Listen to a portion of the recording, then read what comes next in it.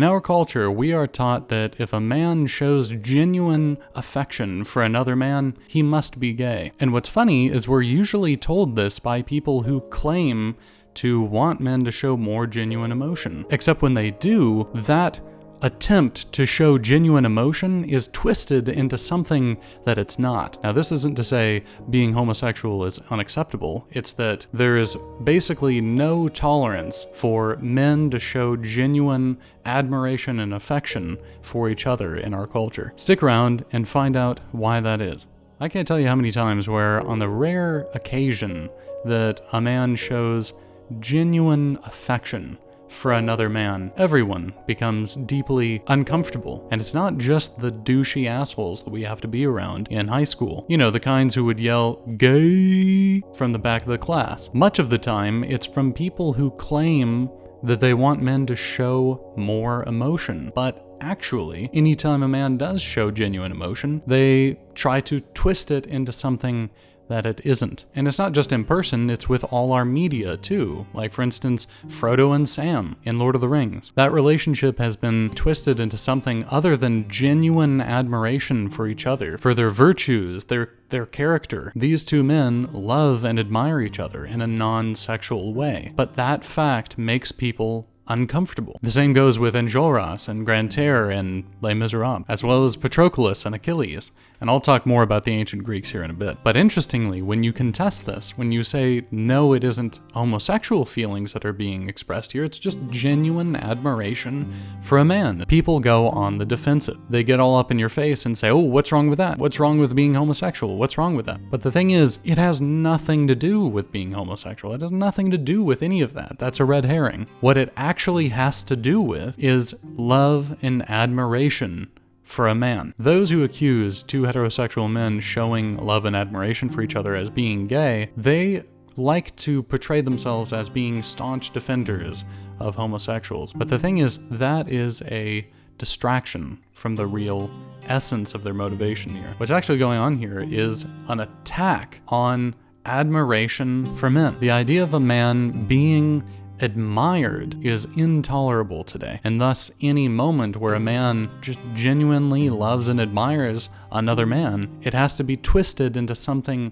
that it isn't. Again, being gay really has nothing to do with my point. It's just that that genuine feeling is being twisted into something that it's not. It's simply not what's being expressed in this moment. Take Abraham Lincoln, for example. People have been rewriting most Americans throughout history, especially the founding fathers and important American figures in history, into despicable monsters. This has been going on for decades. Yet despite this, Abraham Lincoln has still remained pretty much admired and respected by most people, even to today. But that's just it. People are admiring this straight white guy. And that's just inconceivable and intolerable to people today. So they have to invent this whole narrative of how actually he was gay. And they pull out bullshit evidence like, oh, he slept in beds with other guys. Which, yeah, most people did back then. The ancient Greeks are constantly being made as a parallel to modern day alphabet people. But really, who the ancient Greeks were a culture that absolutely loved and admired men. They're really the only culture in all of human history that just absolutely loved what it meant to be a man. And what's so ironic is what the ancient Greeks were and what they loved and admired is exactly what the modern culture absolutely abhors and hates. I mean, the ancient Greeks didn't hate men, they didn't hate being white, they didn't hate the fact that they were decisive and efficacious, they didn't apologize for existing all the time. They were the polar opposite of everything that the modern culture stands for. And that's exactly why people today feel the need to rewrite them into something they weren't. People today are rewriting history to fit their narrative, their view of the world. People today don't want you to see what the Greeks saw in themselves, which is the virtues that you have that should be admired. What's hilarious is this all comes from people who claim that they want men to be more emotional. These people debase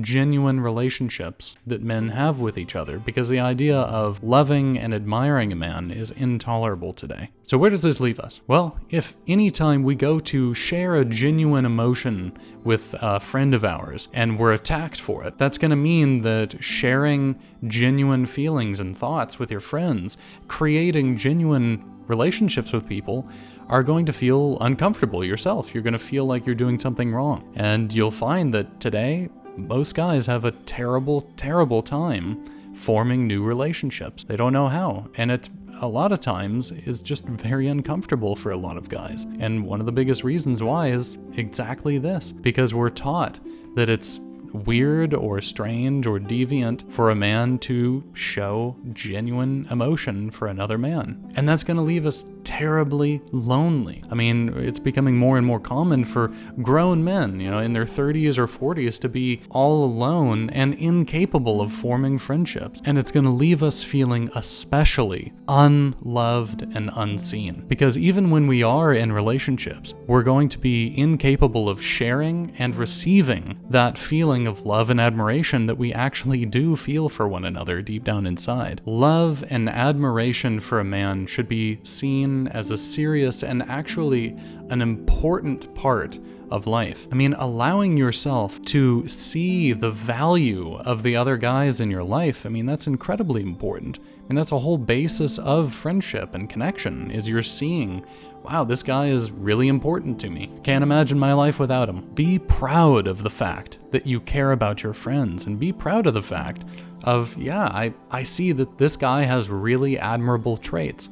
I admire that in him. That doesn't mean I want to have sex with him. It just means I really admire that in him. I see his virtues. I see what's good about him. And also, probably the hardest part is allowing other people to see that in you, to see that you have admirable traits, to see that you are worthy of love too. Because at the core, that's really what people today are attacking, is the idea that you are worthy and able to be loved and admired. Something I find incredibly helpful in doing this and getting this idea of men as admirable is in the world of art, particularly older art. Older paintings, sculptures, older movies, old literature. Read any book from the 1800s and you're pretty much going to see some awesome men doing awesome things, and you're going to think, holy shit, men are so cool. Enjolras, for example, that guy's badass. I think an important phrase to leave you with is, don't let the cynicism of our culture make you feel like you are unlovable and unadmirable.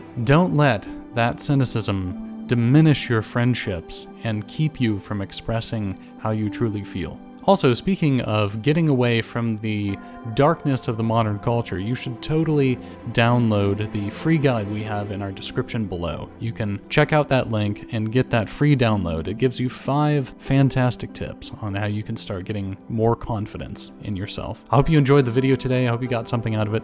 If you have any thoughts, please leave a comment below. If you like the video, drop a like, and I hope to see you next time. Thanks so much.